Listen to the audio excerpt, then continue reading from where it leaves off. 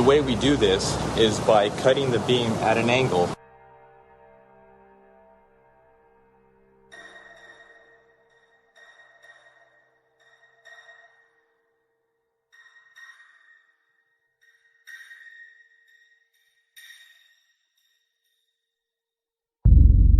I started looking at the molten metal.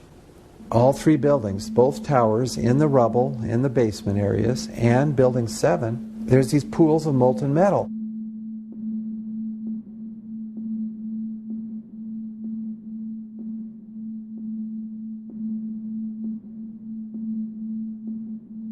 You'd get down below and you'd see molten steel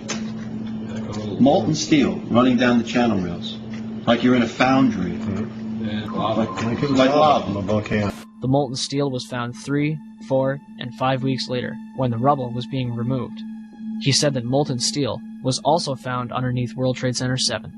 So I'm looking through the official reports. What do they say about the molten metal? They say nothing. Now, wait a minute. This is important evidence. So where did that come from?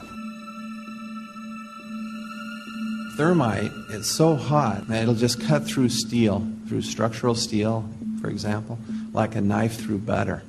The products are molten iron and aluminum oxide, which goes off primarily as a dust. You know those enormous dust clouds? You can imagine when you assemble these chemicals on a large scale.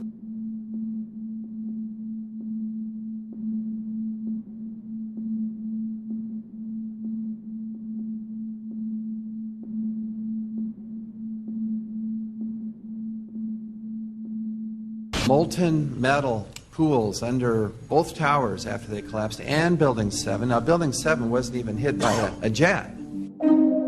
Part of the problem is that most people simply don't know much about Building 7 due to the extraordinary secrecy surrounding this collapse. And this was a 47-story skyscraper. This building fell at 5:25. It was not hit by a plane. This building had fires on only 2 or 3 floors. And it was brought down by what we know was a controlled demolition. Demolitions, they look just like that. You know, a kink in the middle, and then that building just comes straight down, almost at free fall speed. They first blow one of the central columns so the building falls in on itself. Building 7 had a classic crimp or wedge. Its central column was blown out first, so it didn't structurally damage buildings just a few feet away from it.